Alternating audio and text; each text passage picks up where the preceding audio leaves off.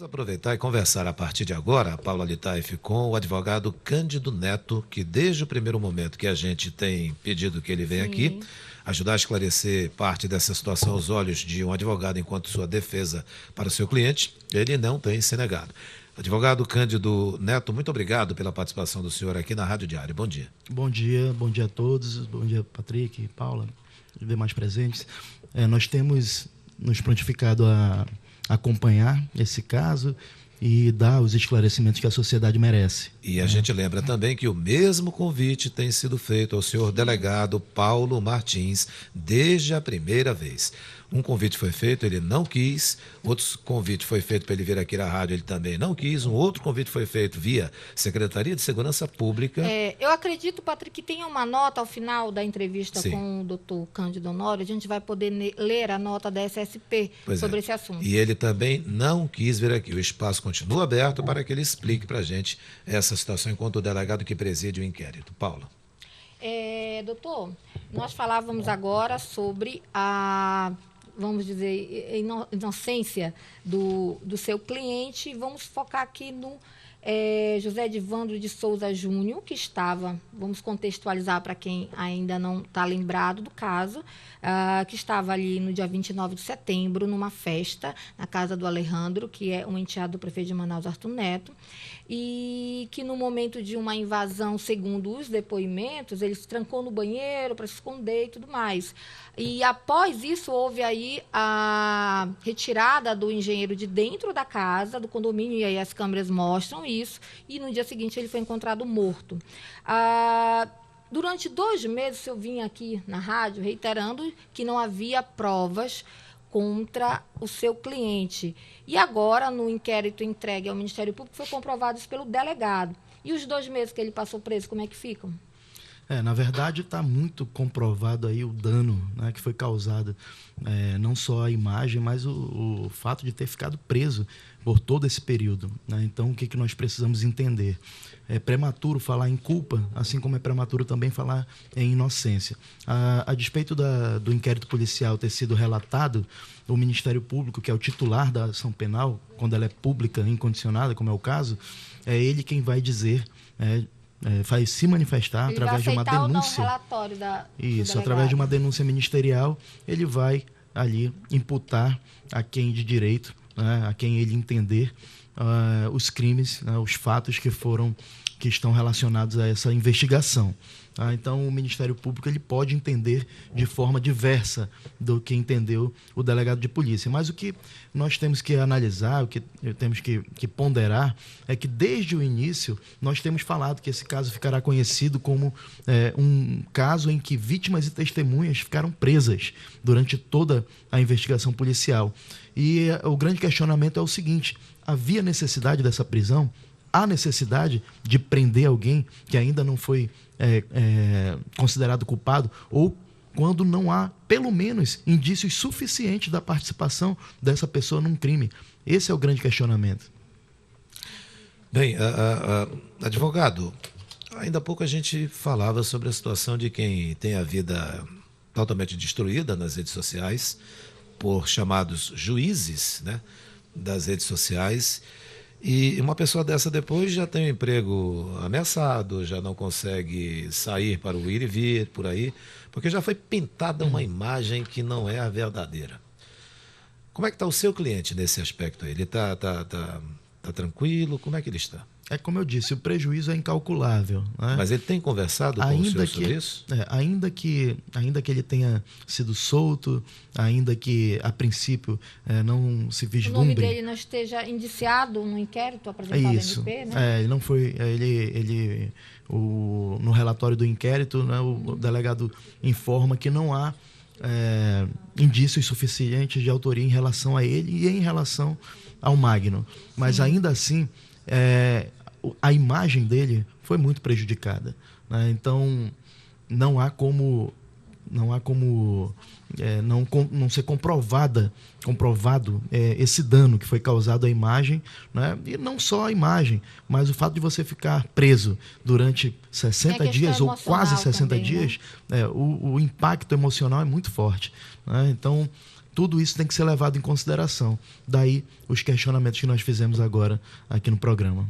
Agora, doutor, os advogados do Alejandro estão pedindo aí a quebra do sigilo da tramitação do inquérito que ainda está no Ministério Público. Como o senhor avalia esse pedido e qual a importância para fiscalizar também o trabalho da polícia, até para quem já condenou aí o Alejandro? Na verdade, o que está sendo requerido é o levantamento do sigilo, né, da investigação, levantamento do sigilo dos autos. Então, os advogados de defesa têm feito esse requerimento, né, pelo que eu vi, e até então não há manifestação nesse sentido.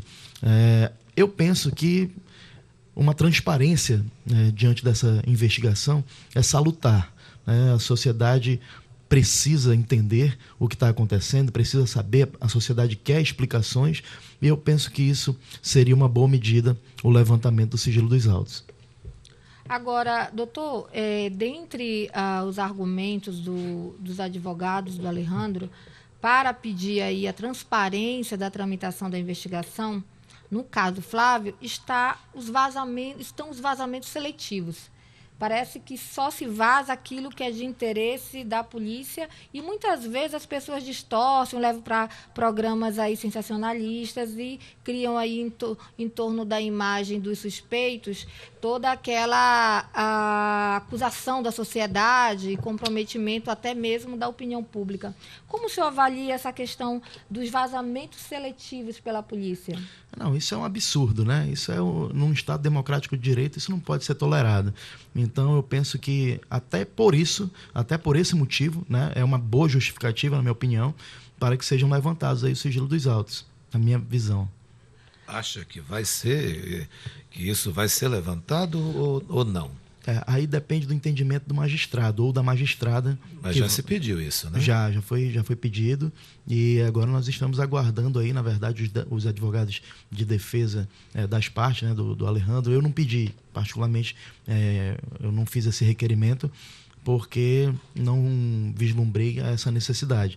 Mas os advogados de defesa do Alejandro, acredito que fizeram, e agora nós estamos aguardando aí para que a magistrada que está acompanhando o caso se manifeste. Agora, Patrick, você vinha falando hoje pela manhã, logo no início do programa, sobre como os advogados da família do Flávio estão sendo responsáveis. Muito responsáveis. Né? Muito. E a gente, inclusive, deu um destaque aqui numa nota da coluna Claro Escuro do Diário do Amazonas, que, diferente da polícia, o advogado Eudel Silveira, que foi o primeiro que atuou, e depois aí passou para as advogadas Geise Smith e Nayede Perrone. Eles vêm dando a lição de responsabilidade ao evitar vazar informações sobre o crime. E ontem, inclusive, a própria doutora Geisa e Nayade, que deram uma coletiva à imprensa, elas falaram que nem em off elas estão passando informação. Olha a responsabilidade aí. E elas não tinham falado até então com ninguém, não tinham feito coletiva com nenhum órgão. Por isso que a gente está dizendo aqui, é da atitude responsável da defesa do Flávio. E o interessante é que a família do Flávio, diferente do que vem sendo colocado aí por alguns veículos de comunicação, eles não estão acusando ninguém. A própria a advogada Geisa, inclusive, falou aqui, que a gente citamos um trecho da frase dela: nós não elegemos o Alejandro Valer como autor do homicídio do Flávio. E ela fala o que a família quer é a verdade, somente a verdade, e a população quer a transparência dessa investigação para acompanhar de fato. Não é? Exato. E o que a família está querendo é o que todos nós estamos pedindo aqui já há um tempo. A verdade desse caso. Porque a família está sofrendo, a família do Flávio está sofrendo e outras pessoas envolvidas lá num inquérito que está sob segredo de justiça. Por que está sob segredo de justiça? Então é isso que se quer saber. E o delegado que a gente chama para conversar não aceita o convite para vir conversar. Tem uma nota que você falou da eu acredito que a produção tem aí uma nota, depois a gente vai pedir para no final o Patrick ler essa nota da SSP. Secretaria de Segurança Pública. Né? Isso, eles passaram uma nota, acho, acredito, para Simone. O Paulo, eu quero perguntar ao advogado, um advogado jovem, mas um advogado atuante. O advogado sabe, todos nós sabemos na profissão, que o se, ele não existe, né? Existe o fato. Se não tivesse ido, não existe. O que existe é o fato. Então, doutor, se o se não existe, o que existe é o real. Se não aconteceu tal situação, o que existe é o real, é o fato. Diante disso, o senhor acredita que a Delegacia de Homicídios e Sequestros, ela, até hoje, nesse caso todo, ela tem agido conforme os fatos ou não? Olha, eu vejo que essa investigação, existem alguns erros crassos, né, nessa investigação, e lógico que todos eles serão discutidos no processo, dentro do processo, mas eu entendo que a autoridade policial, nesse caso, poderia ter adotado uma outra postura, né? Então, se não há uma necessidade real de pedir a prisão, de representar pela prisão de alguém que você sabe, ou que pelo menos tudo indica que seja uma testemunha ou uma vítima nesse processo, se não há essa necessidade real, então qual o motivo de pedir essa prisão? Então eu penso, aqui fazendo uma crítica, e eu tenho todo o respeito pela polícia, pelas instituições policiais, tanto civil quanto militar, mas essa crítica eu entendo pertinente. Então eu quero aqui, além de fazer essa crítica que acabei de fazer, quero também elogiar o trabalho das advogadas, sobretudo o trabalho da doutora Naide, que é minha amiga pessoal, é associada da nossa instituição, da Abracrim, que é a Associação Brasileira dos Advogados Criminalistas aqui no estado do Amazonas, a qual eu tenho a honra de presidir, e parabenizar não só a doutora Naide, mas como todos os advogados que estão atuando nesse caso e toda a advocacia criminal brasileira. Afinal, ontem foi o dia da advocacia criminal. Então, aproveito a oportunidade e agradeço. Então, parabéns ao senhor também. Muito obrigado. Pela data. E, Paula, a gente vai ler agora a nota da Secretaria de Segurança Pública, que a nossa produção cobrou. Aspas. O inquérito foi concluído e remetido à Justiça. A Polícia Civil ressalta que todas as prisões solicitadas e autorizadas pela Justiça foram necessárias para o aprofundamento das investigações. O caso agora está com o MP, que é o Ministério Público Amazonense.